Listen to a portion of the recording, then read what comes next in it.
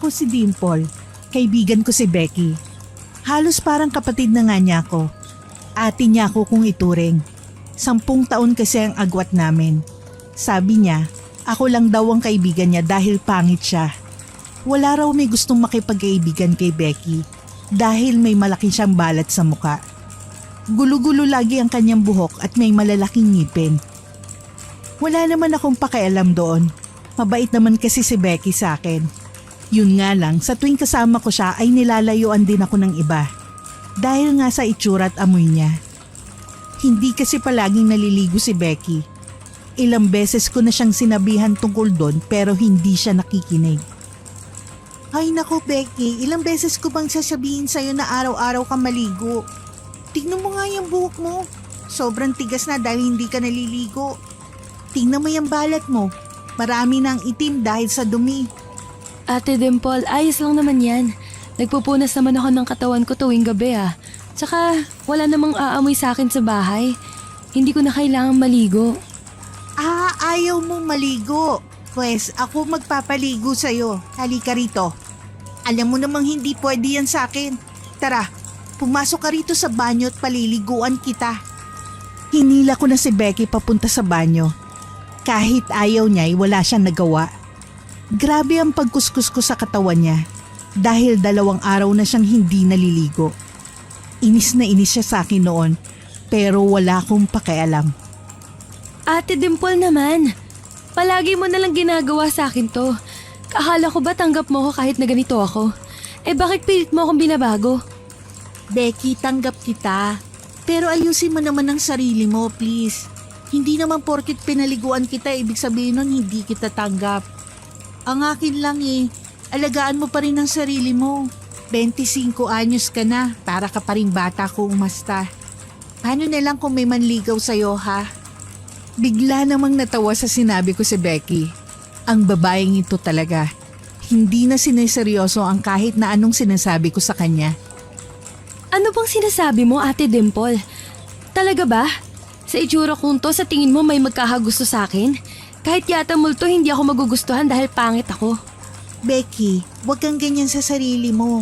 Hindi mo naman alam kung kailan kakatok ang pag-ibig sa'yo Nasa edad ka naman. Darating ang pag-ibig kung para sa'yo to. Malay mo, nasa paligid mo lang pala siya. Hindi naniwala sa akin si Becky. Tinuloy ko na lang ang pagpapaligo sa kanya dahil alam kong ayaw niya talaga ng usaping pag-ibig. Lagi niyang sinasabi sa akin na hindi raw para sa kanya yon kahit na anong gawin niya. Pagkaligo niya ay agad kaming dumiretso kay Lola Rita. Hindi namin siya kaano-ano pero dahil maliit lang ang barangay namin ay parang lola na siya ng lahat ng tao rito. Pagpasok namin ni Becky ay niyakap niya agad ng matanda.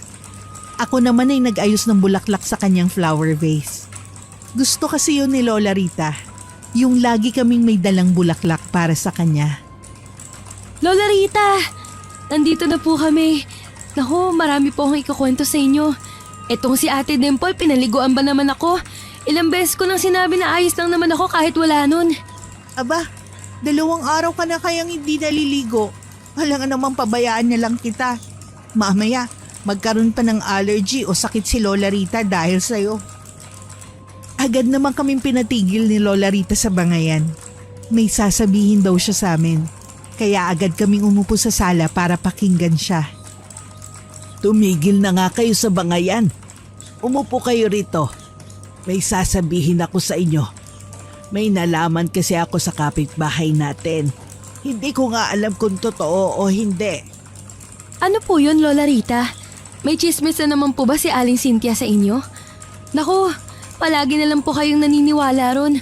Pinag-aaway lang nun ng mga tao rito sa barangay natin Pinandilatan ko naman ng mata si Becky. Dahil kung ano-ano na naman ang sinasabi niya kay Lola Rita. Baka mamaya ay mainis na naman ito sa kanya. Sa aming dalawa kasi, siya lagi ang pinapagalitan ng matanda. Pero lagi din naman siyang hinahanap. Sabi kasi sa akin ni Cynthia, ay uuwi daw ang apo ni Madam Gloria rito sa atin, si Atlas. Kaya kailangan nating maghanda, ha? Lalo ka na, Becky. kailangan mo na talagang maligo araw-araw kapag dumalaw yon. Bigla naman nainis si Becky dahil siya na naman ang nakita ni Lola Rita. Kakasabi niya lang kanina na ayaw niyang maligo. Pagkatapos ngayon ay mapipilitan siya dahil may bisita sa aming lugar. Ano ba naman yan? Ako na naman ang nakita mo, Lola Rita. Aba, maliligo lang ako kung gwapo yun. Kung hindi, hindi pa rin ako maliligo. Si Madam Cynthia ang isa sa pinakamayaman na tao rito sa aming lugar.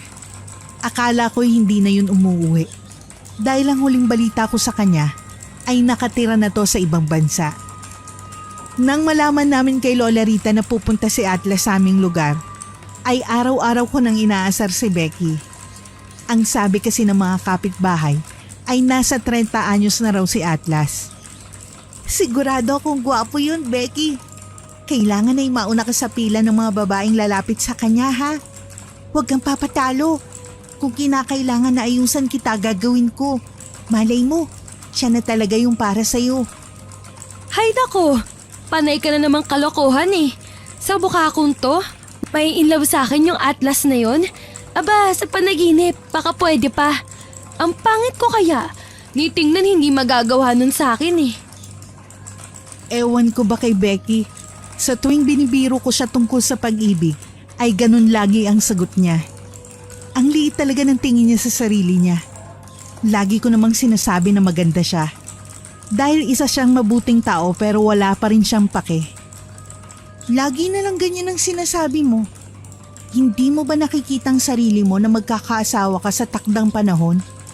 Alam mo, may makakatanggap pa rin naman sa'yo dahil makikita nila na mabuti kang tao. Darating din yan. Huwag mong isara ang puso at isip mo. Eh totoo naman. Dahil sa balat kong to sa mukha, ayaw na sa akin ng tao. Siguro kung magbabago ako ng mukha, may magkakagusto pa sa akin. O di kaya gagamit na lang ako ng gayuma para ma-love yung tao sa akin. Hindi ko na siya pinansin. Talagang sarado ang isip at puso niya pagdating sa pag-ibig. Naku, ewan ko na lang talaga kapag tinamaan yan si Becky. Halika na nga sa ilog. Maglaban na tayo. Baka mamaya maabutan na naman tayo ng mga tsismosa roon. Alam mo naman dito sa lugar natin, wala pa man ay may konklusyon na agad sila. Ate, ikaw na lang kaya ang pumunta ron. Nahihiya ako eh. Pagtatawanan na naman ako ng mga yun. Sasabihan ako ng pangit, mabaho at kung ano-ano pa. Ah, alam ko na. Para hindi ka nila asarin, maligo ka na sa ilog. Yun nga ang gawin natin. Tara, paliliguan ulit kita. Kahit inis ay sumama pa rin sa akin si Becky. Wala naman siya magagawa kapag ako ang nagsabi ay sumusunod talaga siya. Naligo siya sa ilog habang ako'y naglalaba. Pinagtitinginan kami ng ibang tao. Pero sabi ko kay Becky, hayaan na niyang mga yun. Habang naglalaba ako, ay nagulat kami ni Becky dahil biglang naghiyawan ng mga dalagang naglalaba rin doon sa ilog. Kahit hindi pa tapos ang kanilang labahin, ay iniwan nila yon. Lalo kaming nagtaka. Ano ba namang mga babae yun? Bigla na lang humiyaw tapos iniwan tong mga labahin nila. May dumating bang artista? Ah, alam ko na. Baka dumating na yung apo ni Madam Gloria. Diba sabi ni Lola Rita, pupunta yun dito? Baka yun ang dahilan kung bakit humihiyaw yung mga dalaga. Dahil sa sinabi ni Becky ay agad akong tumayo. Hinila ko siya papunta sa bahay para doon ayusan. Wala naman kasing nagsabi sa amin kung kailan ang punta ni Atlas dito sa lugar namin. Kaya hindi ko naihanda si Becky. Ate, ano ba? Huwag mo sabihin na makikisingit tayo sa mga babaeng nandun. Naku, hayaan mo na sila. Sa kanila na yung Atlas na yun. Ay naku Becky, hindi ako papayag na hindi ka mauuna sa pila. Halika na, aayusan na kita. Buti at naligo ka na ron sa ilog. Dapat ikaw ang pinakamaganda doon para makuha mo agad ang atensyon niya. Nang maayusan ko na si Becky ay umalis na kami sa bahay. Pumunta kami sa bahay ni Madam Gloria. Tama nga ako, madami ng babaeng nandun sa tapat ng bahay ni Madam Gloria. Halos hindi na nga namin makita si Atlas. Puro hiyawan ng mga dalaga. Nang makasingit kami, ay nanlaki na lang ang mga mata ko nang makita ko na gwapo nga talaga si Atlas. Kung kaedad ko lang ito, ay siguradong nakikihiyaw din ako sa kanila. Uy, Becky, bilisan mo! Ang dami ng dalaga naghihiyawan, oh. Makipagsiksikan ka na dyan kung gusto mo. Baka mamaya hindi mo na siya makita. Saglit lang naman ate. Ito na, makikipag-unahan na ako. Ano ba naman tong si Atlas? Daig pa yata ang artista. Makikipag-unahan talaga ako sa mga dalagang yan. Naku po. Nakita na nga namin si Atlas. Mukhang mayaman ang ayos. Parang hindi hahayaan na madapuan ng lamok. Ang puti rin kasi. Parang anghel na bumaba sa langit. Tiningnan ko nun si Becky. Pansin kong nakatulala na siya kay Atlas. Inasar ko tuloy siya. Pumasok na si Atlas nun sa bahay ni Madam Gloria. Kaya nagsibalikan ng mga dalaga sa ilog. Natatawa pa ako sa sarili dahil naiwan pala namin ang nilalabhan namin. Grabe ang titig mo kay Atlas ah. Sabi ko naman sa'yo, hula ko, gwapo talaga siya eh. Crush mo siya no? Grabe ka kung makatingin kanina. Totoo nga ano, gwapo nga siya. Pero sa itsura ko namang to, tiyak ako na hindi niya ako mapapansin. Kung mapansin man niya, hindi naman niya ako magugustuhan. Kaya dapat patayin ko na agad itong paghanga ko sa kanya. Napailing na lang ako sa sinasabi niya. Yun na eh. Umami na siya na crush niya si Atlas tapos biglang binawi. Hinayaan ko na lang siya, tinuloy ang paglalaba ko. Kinabukasan, nagulat na lang ako nang makitang ayos na ayos si Becky. Aba, naligo siya. Nako, si Atlas lang pala makakapagpabago ng nakasanayan niya. Ate Dimple, wala ka bang napapansin sa akin? Tignan mo, ang ganda ng suot ko. Maganda ang buhok at amoy bagong ligo. Masarap pala sa pakiramdam ang malamig na tubig sa katawan, ano? Masaya si Becky. Umikot-ikot pa siya ng ilang beses para ipakita sa akin na naligo nga talaga siya. Pigil na lang yung tawa ko ng mga oras na yun. Oo na, naligo ka na. Gawa yan ni Atlas ano? Naku, kung hindi pa pumunta yung taong yun dito, ay hindi ka pa maeengganyo na maligo. Grabe ka naman. Naku, hindi naman. Gusto ko lang maging fresh ngayong araw, ate. Ikaw talaga. Nung hindi ako araw-araw naliligo, nagre-reklamo ka. Ngayon naligo na ako, nagre-reklamo ka pa rin. Ano ba talaga?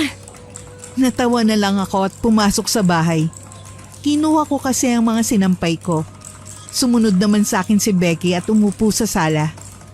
Sinabi niya sa akin na gusto raw niyang puntahan si Lola Rita. O ayan, tapos na ang ginagawa ko. Halika na, dalhin mo na yung bulaklak. Papalitan natin yung nandun kay Lola Rita. Pagkakuha ni Becky dun sa bulaklak ay umalis na kami ng bahay. Pagdating namin sa bahay ni Lola Rita ay nagulat kami ni Becky dahil bisita ni Lola Rita si Atlas. Agad ko nilagay ang bulaklak sa flower vase at pinaupo ko na si Becky. Kilig na kilig ako nang makita ko na magkatapat sina Atlas at Becky. Kitang-kita nila ang isa't isa. Pansin kong titig na titig si Becky kay Atlas. Kaya sinenyasan ko na siya na huwag masyadong tumingin at baka matunaw si Atlas sa kanya. Atlas, eto nga pala sina Becky at Dimple. Sila yung makakasama mo sa paghahanap mo ng mapapakasawa. Halos kilala naman nila ang mga dalaga rito sa bayan namin. Kaya talagang makakatulong sila sa'yo. Gulat na gulat naman kami ni Becky. Hindi naman kasi nasabi sa amin ni Lola Rita na yun palang sadya ni Atlas dito. Dahil sa narinig ay napansin kong kinilig si Becky.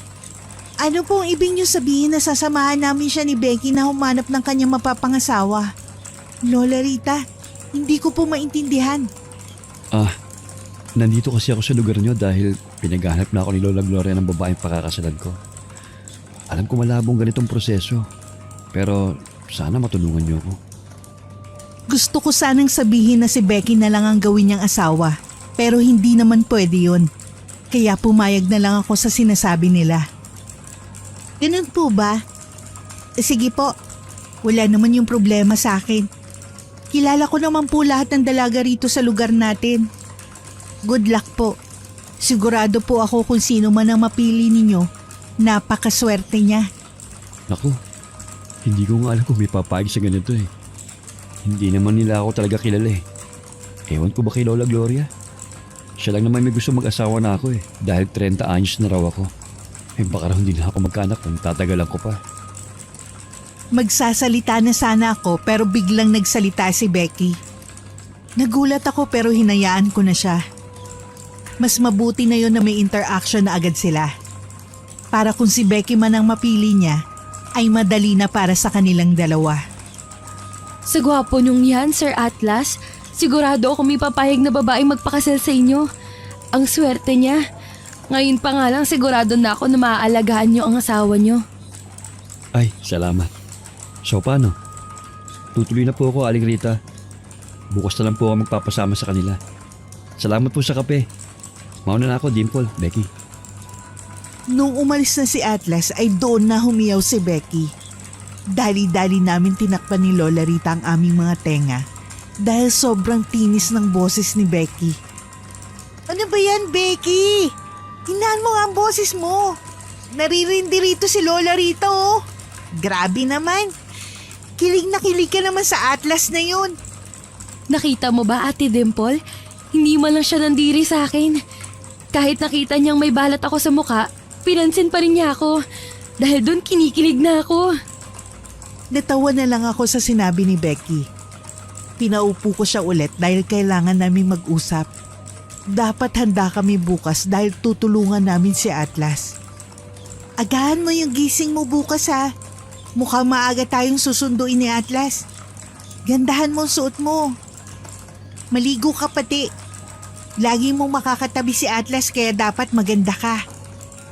Tumango naman si Becky. Tuwang-tuwa siya sa sinabi ko.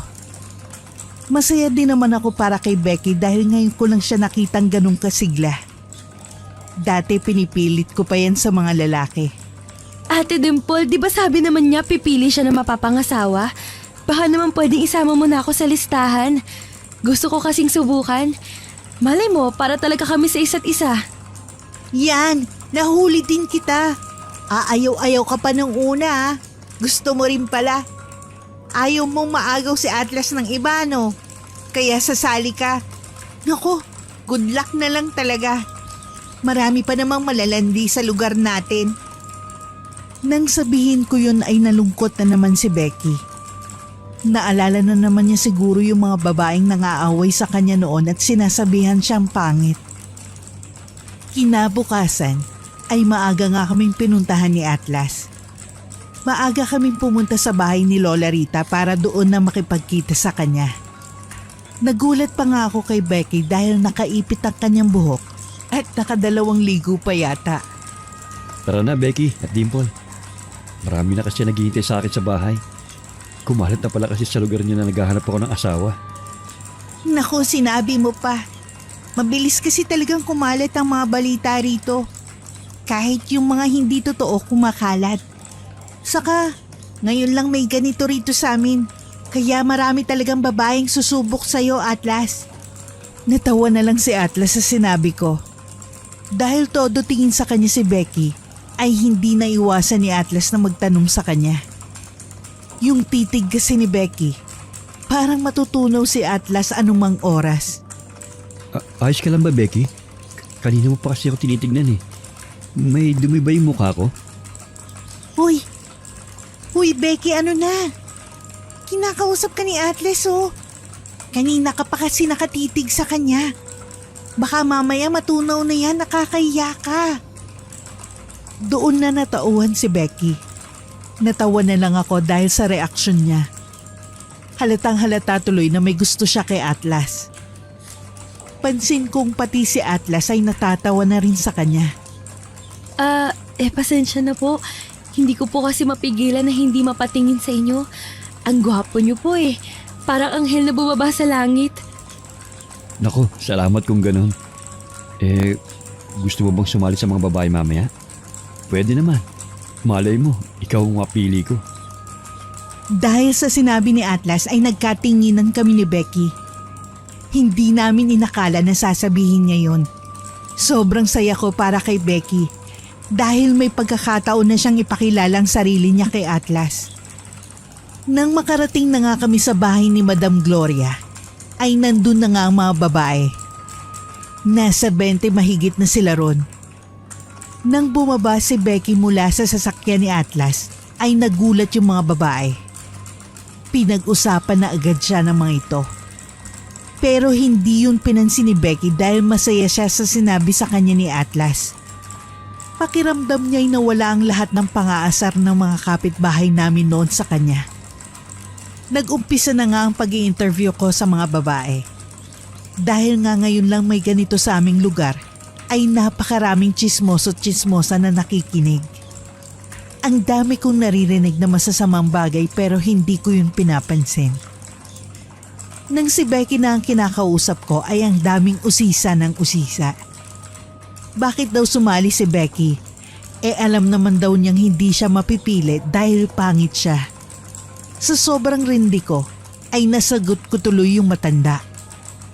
Ano po bang paki niyo kung gustong sumali ng tao? Lahat naman po may tsansa na mapili ah. Mabait po si Becky. Kahit na ang tingin niyong lahat sa kanya, pangit. Para po sa akin, yun ang tunay na kagandahan ng isang tao. Dahil sa sinabi ko ay nagalit ang mga tao. Ewan ko ba sa kanila kung bakit hanggang ngayon hindi pa rin nila matanggap si Becky. Simula bata pa lang kasi ay tampulan na ng asaran nitong si Becky. Dahil sa nangyari ay pinakalma ni Atlas ang lahat. Pinapasok muna kami ni Atlas sa isang kwarto ron sa bahay nila. Ilang minuto pa ang lumipas bago humupa ang gulo. Dahil doon ay nahiya na kami ni Becky. Nagsisisi tuloy ako na sumagot pa ako sa kanila. Baka mamaya ay mainis pa sa amin si Atlas. Ay, nako. Buti naman na tumigil na yung ingay dun sa labas. Ano, ayos lang ba kayo? Nako, pasensya na kayo sa mga nangyari ha. Hindi ko naman kasi alam na ganoon pala mga tao rito eh. Ano Becky, ayos ka lang ba?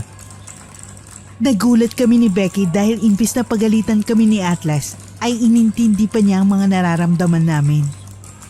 Lalo tuloy kami nahiya sa kanya. Sa sobrang hiya ay gusto na lang naming umuwi. Ayos lang naman po ako. Sanay na rin po ako sa kanila eh. Simula bata pa lang ako, ganyan na sila. Lagi nila ako inaasar dahil may balat ako sa mukha. Atlas, hindi ka ba nagagalit sa amin dahil sinira namin itong paghahanap mo ng asawa? Nako, magagalit yata si Madam Gloria kapag bumalik ka ng Maynila na wala kang asawa. Malungkot na umupo sa kama si Atlas. Tumabi siya kay Becky dahil ako ay nakatayo lang sa may pinto. Halos 1 minuto rin na nakalipas bago tuluyang nagsalita sa amin si Atlas. Siya lang naman kasi may gusto nito eh. Ayoko pa talaga mag-asawa. Kaya lang, humihingi na siya ng apo sa tuhod. Dahil ako lang ang apo niyang lalaki.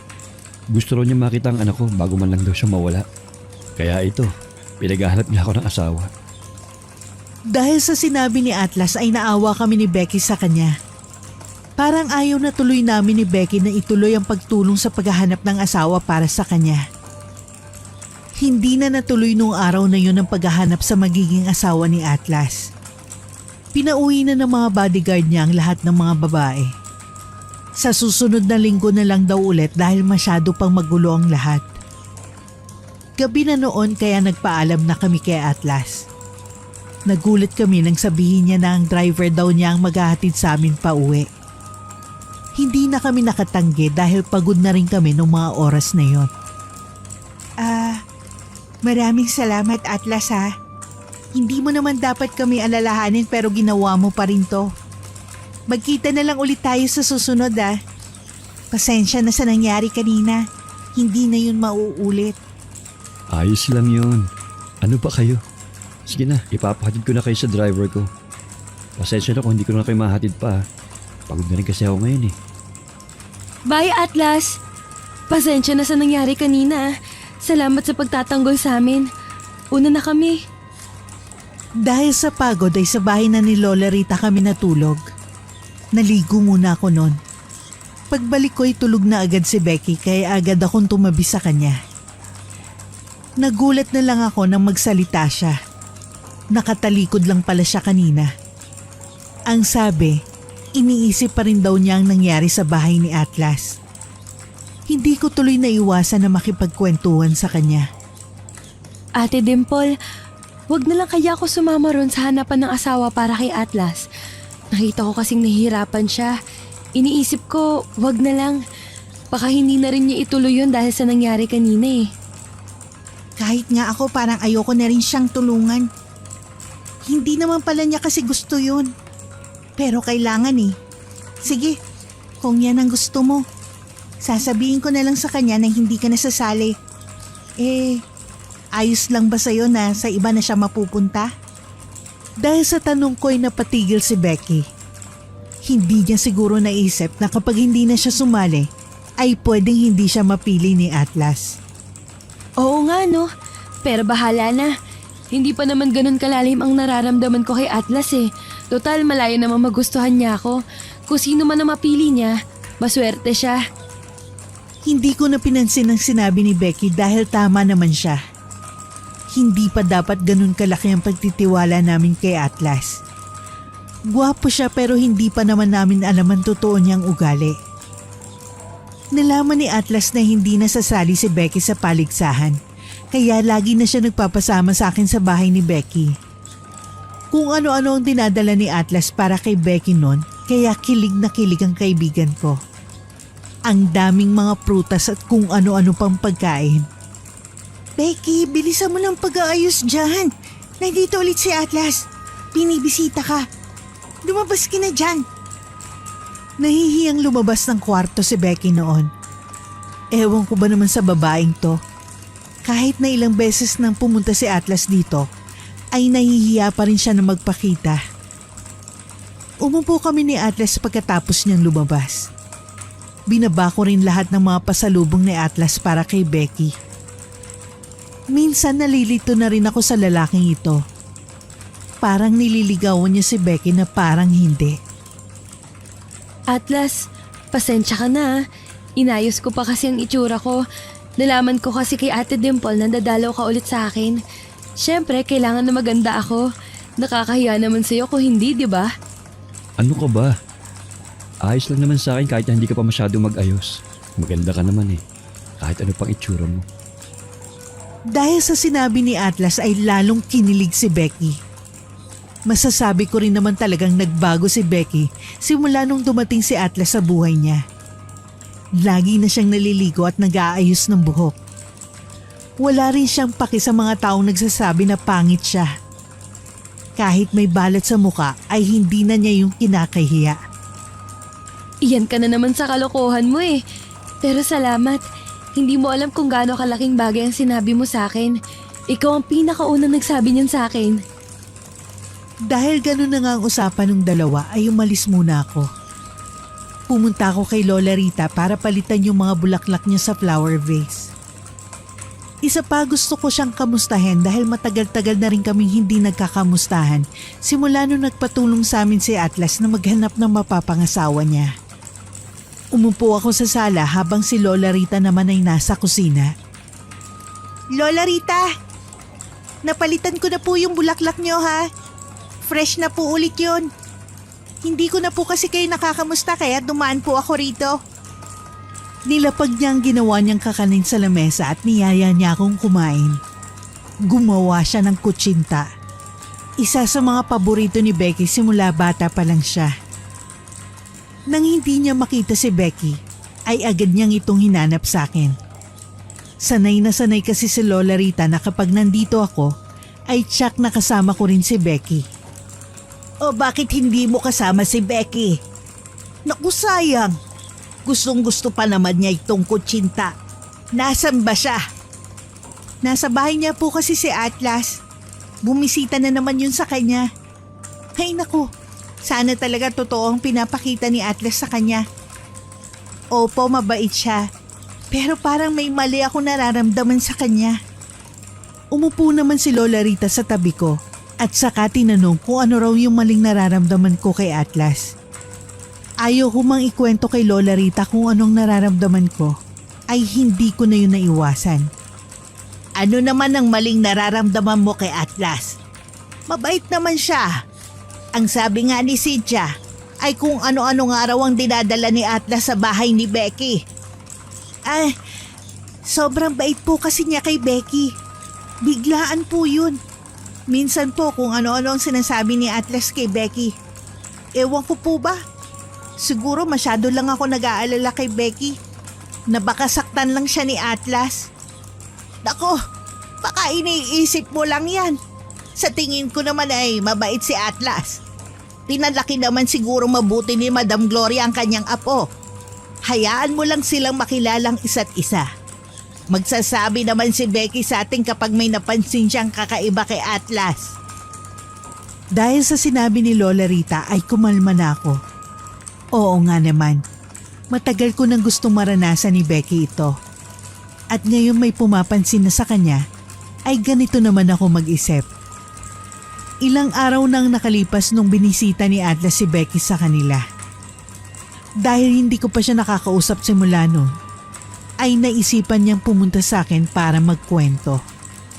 Ate Dimple, kamusta ka na? Dinalhan kita ng prutas.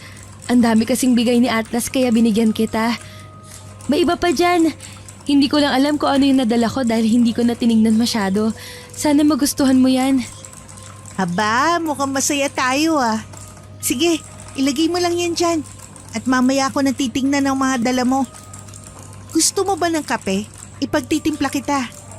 Ang tagal na nating hindi nag-uusap dahil busy ka kay Atlas eh. Umupo sa sala si Becky at ngumiti. Kita kong kilig na kilig siya tuwing may bumabanggit ng pangalan ni Atlas. Umupo rin ako sa sala pagkatapos kong itimpla ang kape niya. Halata kong marami siyang ikukwento. Ate Dimple, alam mo ba? Kinausap niya ako. Tinanong niya ako kung hindi na raw ba talaga ako makakasali ron sa paligsahan. Ewan ko ba naman kung bakit pinipilit niya ako. Sabi ko, ayoko na talaga eh. Ayos na rin yun kung hindi ka man makasali roon. Lagi ka naman yung pinupuntahan sa bahay mo eh. Kung tutuusin, ay talo mo pa nga yung mga babae na pipila pa para mapili. Parang nililigawan ka na nga niya eh. Nagulat naman si Becky sa sinabi ko.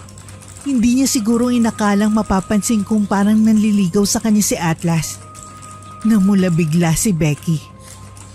Ate Dimple, hindi ah. Mas close lang talaga kami ni Atlas ngayon kaysa dati. Pagkakaibigan lang talaga yun. Ayoko nang lumalim pa kami ron. Ikaw ang bahala. Sabi mo yan eh. Basta, alagaan mo ang puso mo ha. Oo, gwapo yan. Pero huwag kang magpakarupok. Mahihirapan ka lang kapag inuna mo ang puso mo at hindi ang utak. Ilang araw pa ang lumipas. Nagulat ako dahil bigla na lang tinuloy ni Atlas ang paghahanap niya sa kanyang mapapangasawa.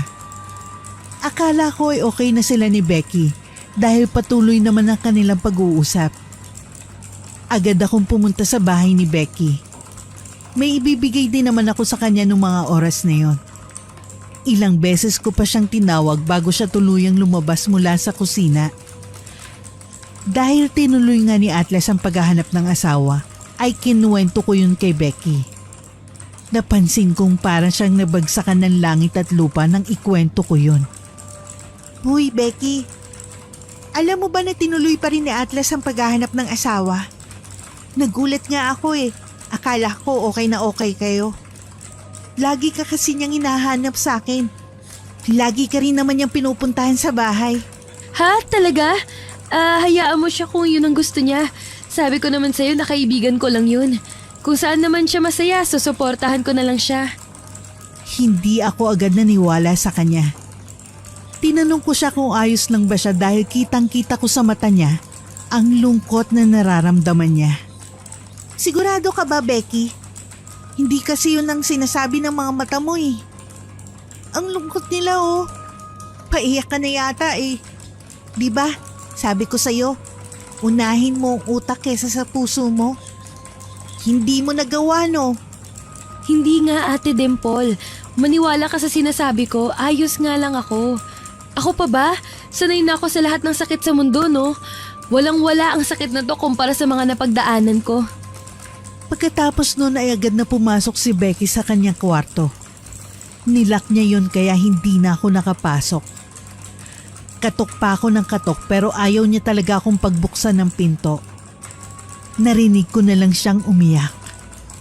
Simula nang malaman ni Becky na pumipili pa rin si Atlas ng kanyang mapapangasawa, ay hindi na siya gaanong lumalabas ng bahay.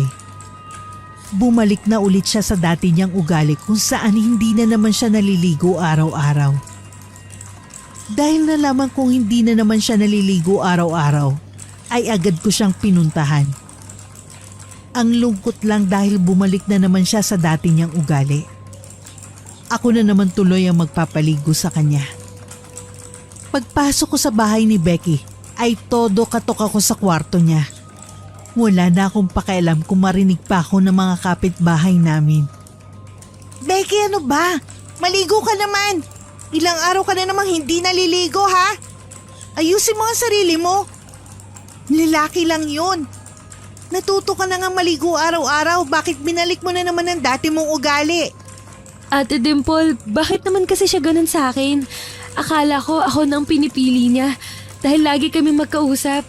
Kung ano-ano pa nga ang binibigay niyang regalo sa akin. Ano yun?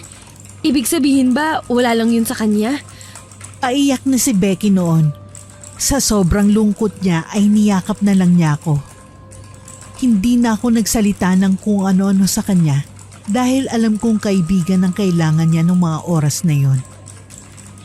Nang kumalma na siya ay pinaliguan ko na siya. Buti naman at pumayag siya agad. Pinainom ko muna siya ng tubig pagkatapos ay umupo kami sa silid kainan at doon nag-usap. Nagulat na lang ako nang may hilingin siyang isang bagay sa akin. Nung sinabi niya yon, ay hindi ko alam kung pagbibigyan ko ba siya o hindi. Ate Dimple, di ba marunong si Lola Rita kung paano gumagana ang gayuma? Pwede bang samahan mo ko rin sa kanya? Gusto ko lang kasing bigyan ng leksyon yung si Atlas na yan eh. Ano ka ba naman, Becky? Alam mo naman delikado yan eh. Oo, marunong talaga si Lola Rita tungkol sa mga gayuma na yan. Pero alam naman natin na hindi ka dapat gumagamit nun para gumante, di ba? Nainis si Becky sa akin dahil hindi ako sumang-ayon sa gusto niya. Paano naman ako sasang-ayon sa ganon? Dahil lang sa kagustuhan niyang gumante ay gagayumahin niya si Atlas? Ate Dimple, sige na naman. Tulungan mo na ako. Hindi naman ako pwedeng dumiretso kay Lola Rita dahil tiyak ko napapagalitan ako noon. Baka sakali kapag kasama kita pumayag siya. Becky, mahal kita bilang kapatid ko. Pero hindi ako papayag na gawin mo yan. Pasensya ka na ha. Kung gusto mo, ikaw na mismong pumunta kay Lola Rita para hingin sa kanya yung gayuma. Umalis na ako noon dahil ayoko nang humaba pa ang usapan namin ni Becky. Baka kung ano pang masabi ko sa kanya na makakadagdag sa sakit na nararamdaman niya.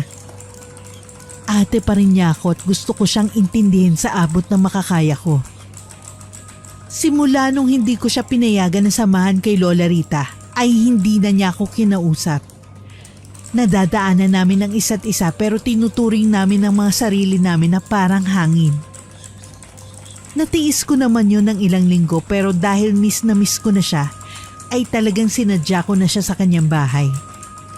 Mabigat sa aking puso na hindi nakakamusta si Becky. Kumatok ako sa pinto kahit na bukas naman yun. Nakita ko si Becky sa may kusina, may hinahandang pagkain. Tanghali na rin kasi nung pumunta ako sa kanya. Nung unay nagulat siya nung nakita niya ako, pero agad niyang binalik ang atensyon sa paghahain ng pagkain sa lamesa. Becky, baka pwede tayong mag-usap. Hindi na kasi tayo nagpapansinan simula nung hindi ako pumayag na samahan ka kay Lola Rita. Ganun na lang ba talaga yun? Itatapo mo lang ang pagkakaibigan natin dahil kay Atlas? Ate Dimple, hanggat hindi mo ko tinutulungan sa gusto kong mangyari, hindi ako makikipagbati sa'yo. Ang simple lang kasi nung gusto ko, pero hindi mo pa mabigay sa akin. Simple? Paano naging simple ang paggawa ng masama? Naiintindihan ko naman kung saan nanggagaling si Becky. Pero hindi lang siguro ako makapaniwala na aabot siya sa ganito kasama ng ugali. Hindi ko na siya kilala. Umupo ako sa sala. Nag-iisip-isip kung papayag ba ako sa gusto niya mangyari. Ilang minuto rin akong tulala nun bago tuluyang makapagdesisyon. Becky, yan ba talaga ang gusto mo? Wala na bang ibang paraan para makaganti ka sa kanya? Gayuma talaga. Hindi ba pwedeng wag mo na lang siyang kausapin para ma-realize niya na siyang nawalan at hindi ikaw? Sa tingin mo sa itsura kong to, kawalan ako para kay Atlas? Hindi. Kailangan talaga na makaganti ako sa kanya. Ano? Tutulungan mo ba ako o hindi? Sabihin mo na sa akin ngayon para hindi masayang ang oras ko. Kahit ayaw ko sa gusto niya, sinuportahan ko na lang siya. Niyaya ko siyang pumunta kay Lola Rita para kumuha ng gayuma. Hindi ko nga lang alam kung papayagan siya ng matanda na kumuha ng gayuma sa kanya. Sige, ganito. Pagkatapos natin kumain, pumunta tayo kay Lola Rita. Itanong natin sa kanya kung pwede kang kumuha ng gayuma. Kung hindi, wala tayong magagawa. Pagkasabi ko noon ay nilapag ko sa mesa ang pagkain na dala ko. Bumili kasi ako sa karinderya kanina bago pumunta sa bahay ni Becky. Dahil sa sinabi ko, ay agad-agad na lumiwanag ang mga mata ni Becky. Lumapit siya sa akin habang nakangiti. Talaga ba, Ate Dimple? Payag ka na sa gusto kong mangyari? Hindi mo na ako pagbabawalan? Naku, salamat. Kailangan kasi talagang matuto ng Atlas na yan. Akala niya gano'n na lang yon. Hindi. Gaganti ako sa kanya. Hindi na ako sumagot nun sa kanya. Kumain na lang kami pagkatapos ay pumunta na sa bahay ni Lola Rita. Sobrang tuwang-tuwa si Becky nun kahit alam niyang pwede ring hindi siya payagan ni Lola Rita sa gusto niya. Nagulat pa nga sa amin si Lola Rita dahil hindi naman kami nagsabi na pupunta kami sa kanya. Aba, himalaay nandito kayong dalawa. Akala ko hindi kayo okay. Maigi naman na nagkasundo na kayo. Ay nako, bakit ba kasi kayo nag-away mga apo? Umupo si Becky sa tabi ni Lola Rita. Kita kong kinakabahan siya pero sa sobrang kagustuhan niya na magawa ang plano niya, ay sinabi na rin niya ang totoo. Kasi po gusto ko po sanang kumuha sa inyo ng gayuma, Lola Rita. May gusto lang po sana akong turuan ng leksyon. Alam ko pong pwede niyo akong hindi pagbigyan, pero gusto ko lang talagang sumubok. Nagulat naman si Lola Rita sa sinabi ni Becky. Agad niya akong tinanong kung ano bang sinasabi ni Becky sa kanya. Iba kasi ang pagkakakilala niya kay Becky. Hindi ito gagawa ng masama para makaganti. Dimple, ano ba naman itong sinasabi ni Becky? Apo, hindi mo naman kailangan gawin yan. Bakit? Nasaktan ka ba ni Atlas? Kaya gusto mong gumanti sa kanya? Ganun ba yon? Hindi ka naman ganyan noon. Ano nangyari sa iyo? Agad akong tumabi sa kanila para kalmahin ang sitwasyon. Nakita kong nalungkot si Becky dahil sa naging reaksyon ni Lola Rita. Alam niya agad na hindi na siya papayagan ni Lola Rita sa gusto niyang mangyari. Hindi naman po sa ganun, Lola Rita. Di ba sabi niyo po sa akin, kapag may ginawa sa aking mali, dapat lumaban ako. Ngayon, sinaktan po ako ni Atlas. Kaya gusto ko siyang turuan ng leksyon. Mali po ba yun? Lola Rita, hindi po ba natin talaga pwedeng pagbigyan yung kagustuhan ni Becky? May alam din naman kayong pangontra, di ba? Kaya matatanggal yun naman po siguro agad kapag ayaw na niyang gayumahin si Atlas. Dimple, apo. Hindi naman mali na turuan natin ng leksyon ng tao. Kaya lang, hindi sa ganoong paraan kung saan gagayumahin mo siya dahil lang galit ka sa kanya. Huwag ganon. Hindi ko kayo pinalaki ng ganon. Dahil nga hindi pumayag si Lola Rita ay malungkot na umuwi si Becky sa kanyang bahay. Dahil malungkot ay sinamahan ko muna siya. Iyak siya ng iyak. Mahirap pa talagang pagbigyan ng gusto ko. Ang gusto ko lang naman piliin ako ni Atlas, di ba? Kapag nagayuma ko na siya, tiyak na ako na talagang pipiliin niya. Di ba, ate? Gusto mo pa talaga yan? Na kahit mali, itutuloy mo pa rin ang gusto mo? Becky, tama naman si Lola Rita. Kahit saan mo tingnan, mali ang gagawin mo. Dahil sa sinabi ko ay nagalit na naman sa akin si Becky. Pinaalis niya ako ng bahay niya. Wala na akong nagawa noon. Kesa naman lumala pa ang away namin ay sinunod ko na lang siya. Ilang linggo na rin ang nakalipas noon. Naging abala ko sa kakasama kay Atlas sa paghahanap ng mapapangasawa niya. Nasa 10 babae na lang ang pinagpipilian niya kaya alam kong konti na lang ay makakapili na siya. Habang kami nagpapahinga, bigla niyang tinanong sa akin si Becky. Hindi na kasi niya to nakikitang kasama ko kaya napatanong na siya sa akin. Oh, bakit hindi ko na yata nakikita si Becky?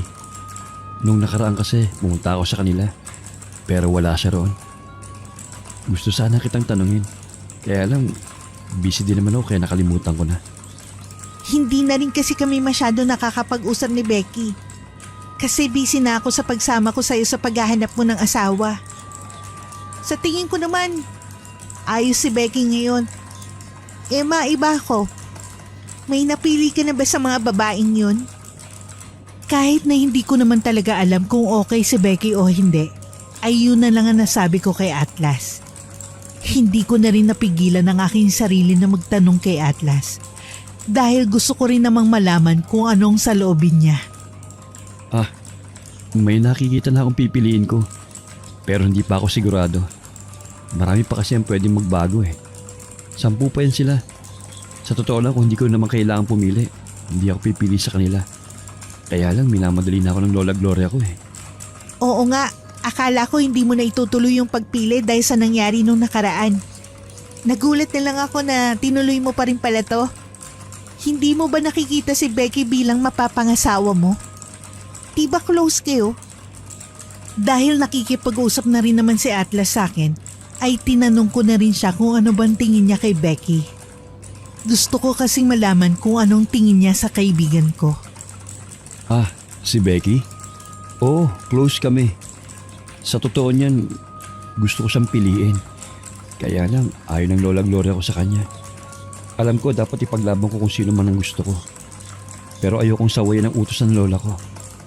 Dahil sa nalaman ko, ay gusto kong magalit kay Atlas.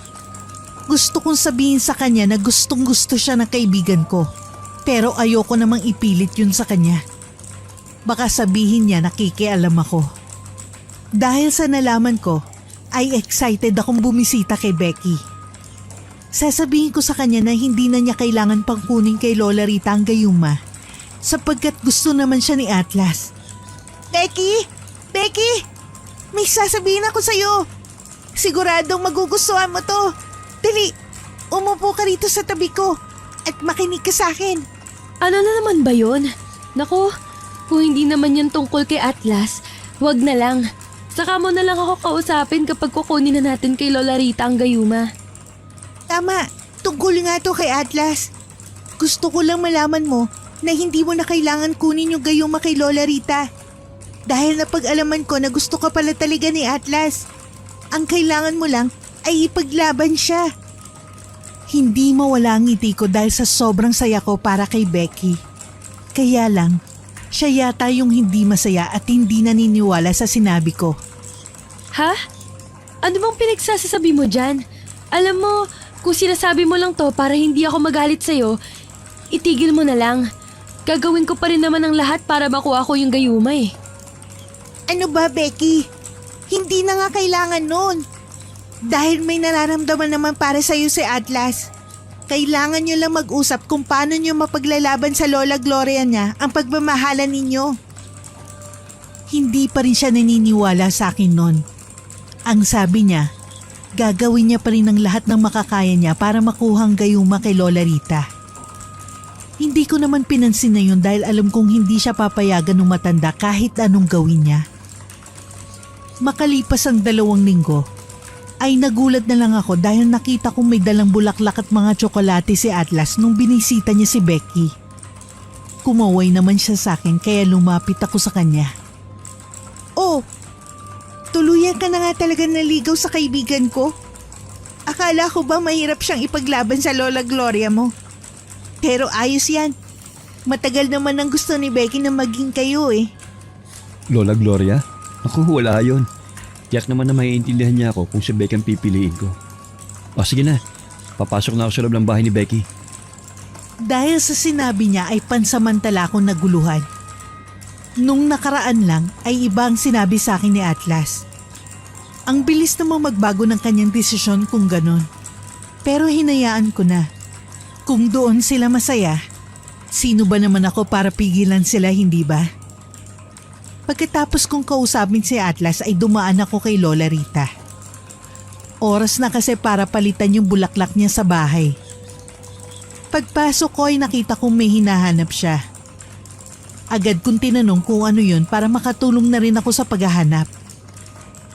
Lola Rita, ano pong hinahanap niyo? Sabihin niyo na po sa akin para ako na maghahanap nun para sa inyo. Baka po mahirapan pa kayo eh. Apo, yung maliit kasi nalalagyan ko ng gayuma ay nawawala. Ay nako, saan naman kaya mapupunta yon? Dito ko lang kasi yun pinatong eh. Ako na pong bahala maghanap noon, Lola Rita. Baka po nakalimutan nyo na kung saan nyo pinatong yung maliit na lalagyan na yun. Halos 1 oras ko ring hinanap yun pero wala talaga akong mahanap. Inisip ko tuloy ng inisip kung saan ba pwedeng mailagay yun ni Lola Rita. Hanggang siya na rin ang nagsabi sa akin na baka raw kinuha ni Becky yun sa kanya dahil pumunta si Becky sa kanya para makipagkwentuhan. Naku apo, baka na kay Becky yun. Kagabi kasi pinuntahan niya ako. Panay ang kwento niya sa akin. Hindi ko siguro napansin na kinuha niya yun dyan sa mga lagayan. Pwede mo ba siyang kausapin? Ayaw ko naman siya pagbintangan pero siya lang kasi ang kilala ko na may gustong kunin yun sa akin. Tama nga naman si Lola Rita. Kung iisipin mabuti ay si Becky nga lang talagang salarin sa pagkawala nun. Hindi na ako sumagot pa. Agad na akong pumunta sa bahay ni Becky para kumprontahin siya. Buti na lang at kaaalis lang ni Atlas nun sa bahay niya. Hindi siya mapapahiya. Becky, mag-usap nga tayo. Ikaw ba yung kumuha ng panggayuman sa bahay ni Lola Rita? Nawawala ngayon dun sa lagayan niya eh. Kung nasa'yo, ibigay mo na sa akin. Ipapaliwanag ko na lang kay Lola Rita ang ginawa mo. Sigurado naman ako maiintindihan niya yun. Ano? Porket gusto kong gayumahin si Atlas, ako nang kumuha ng gayuma kay Lola Rita? Hinay-hinay ka naman sa pagbibintang sa akin. Ganun na ba ako kasama sa'yo? Oh, para mapanatag ka. Kahit hanapin mo yun sa bahay ko, wala kang makikita. Sige, hanapin mo. Dahil may permiso naman ni Becky ay yun na nga ang ginawa ko. Hinanap ko yun sa lahat ng sulok ng bahay ni Becky pero wala nga akong mahanap. Nagilty tuloy ako dahil napagbintangan ko siya agad. O di ba? Wala naman sa bahay ko.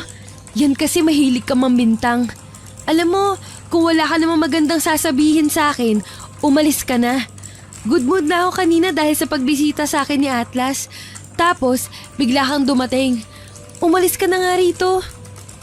Becky, pasensya ka na ha. Sige, huwag kang mag-alala. Sasabihin ko agad kay Lola Rita na wala rito yung hinahanap niya. Pasensya ka na ulit. Ikaw lang kasi yung tanging naiisip namin na kukuha nun eh. Umalis ako nun sa bahay ni Becky. Hati ang pakiramdam ko nung mga oras na yon. Hindi kasi ako makapaniwala na wala yun sa bahay niya.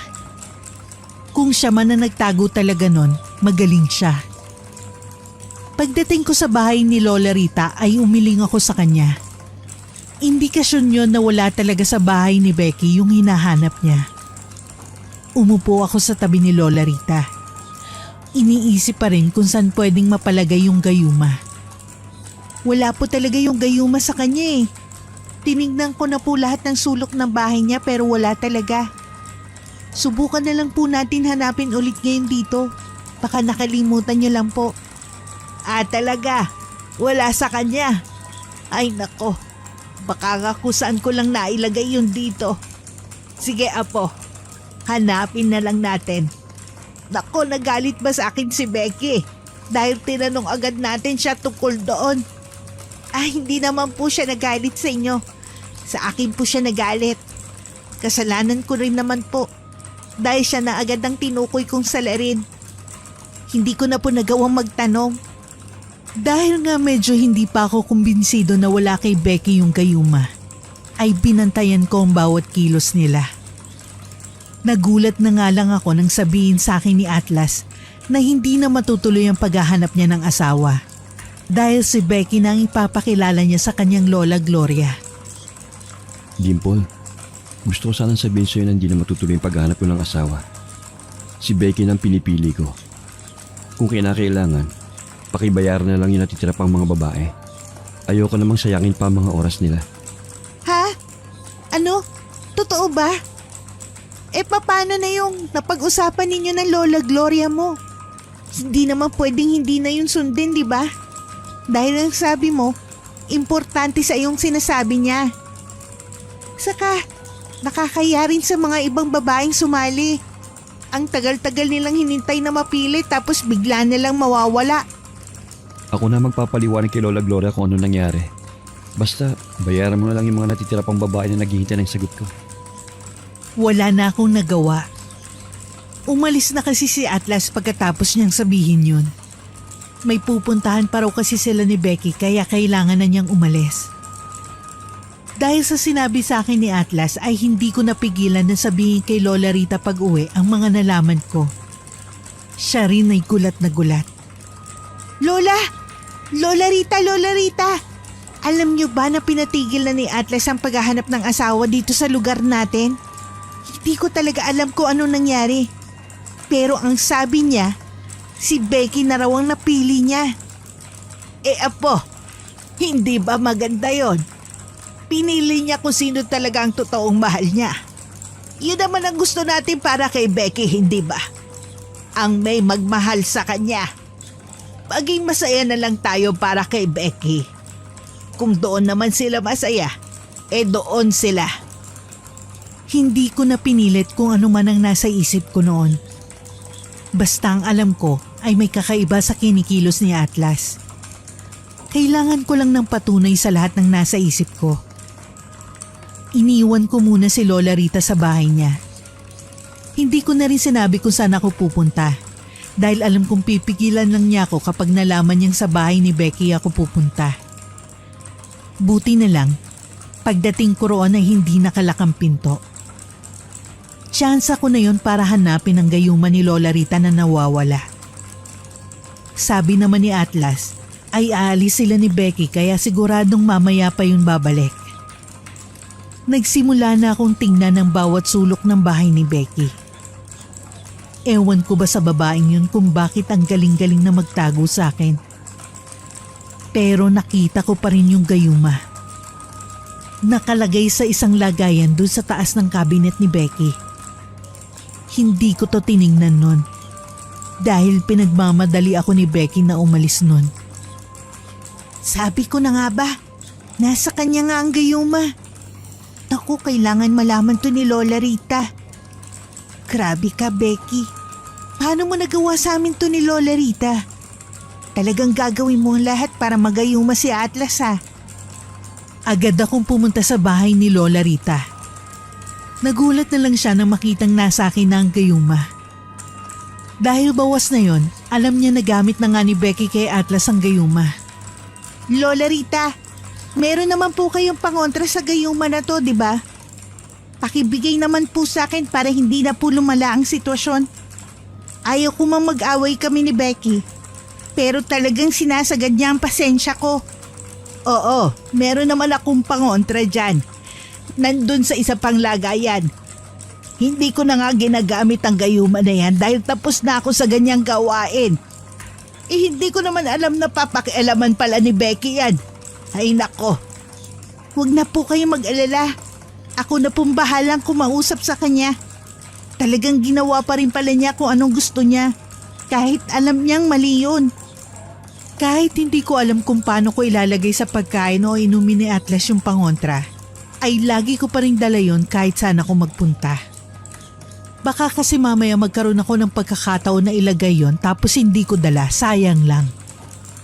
Hindi ko yun malagay dahil lagi silang magkasama ni Becky.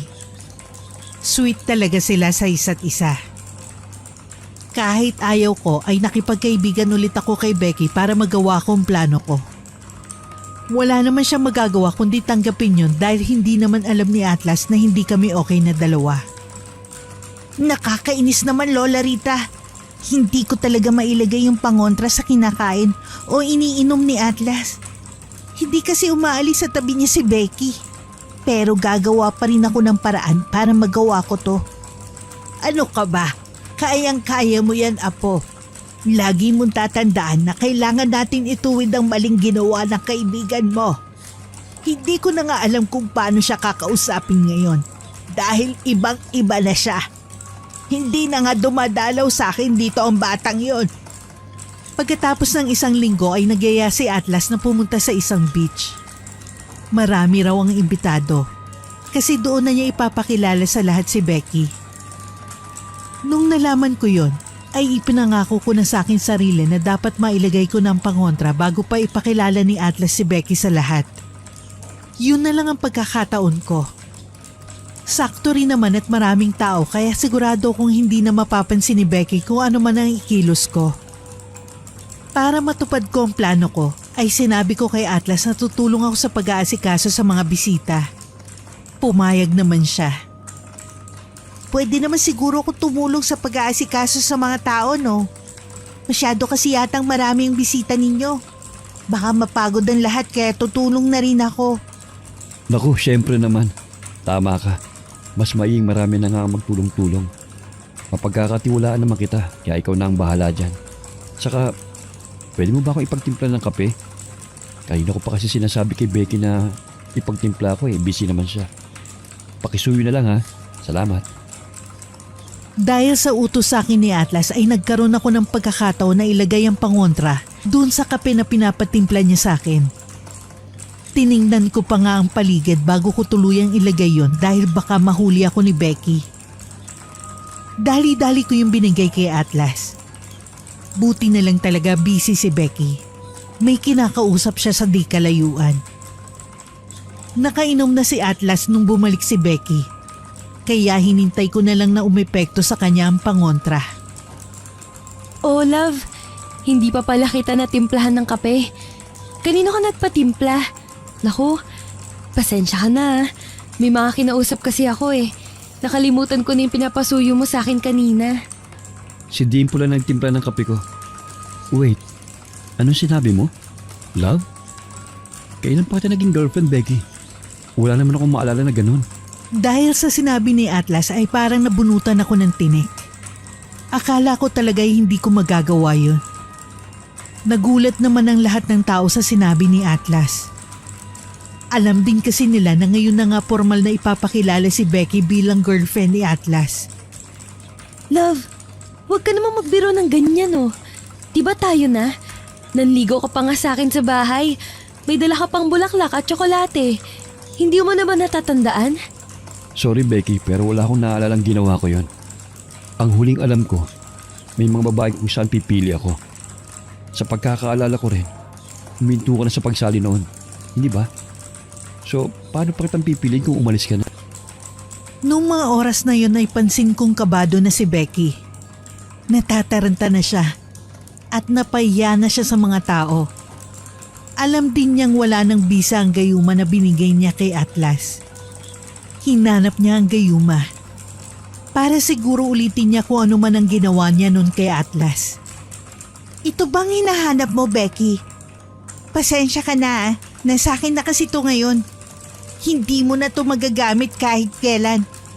Hindi mo na magagayuma pa si Atlas. Ha? Gayuma? Becky, totoo ba yun? Ginayuma mo ako? Bakit? Wala naman akong ginawang mali sa'yo Ginawa pa nga kitang kaibigan. Oo, masasabi kong munti ka na kita magustuhan dahil mabait ka. Pero gusto ko pa rin namang igalang ang desisyon ng lola ko. Kaya hindi ko na tinuloy kung ano man ang nararamdaman ko para sa'yo. Dahil sa sinabi ni Atlas, ay napatingin sa akin si Becky. Naalala niya kasi yung panahon na sinabi ko sa kanya na hindi na niya kailangan pang gumamit ng gayuma para makuha si Atlas. Hindi kasi siya nakinig. Ibig mo bang sabihin may nararamdaman ka na sa akin nun, pero tinigil mo lang dahil ayaw sa akin ng Lola Gloria mo? Ibig sabihin, totoo yung sinabi ni Ate Dimple sa akin? Oo, totoo yun. Alam kong nasabi ko rin yun kay Dimple. Pero dahil sa ginawa mo ngayon sa akin, ay nag-iba ng tingin ko sa'yo. Akala ko mabait ka. Yun pala, kung ano-ano nang ginawa mo sa akin. Bakit ka naman naging ganun?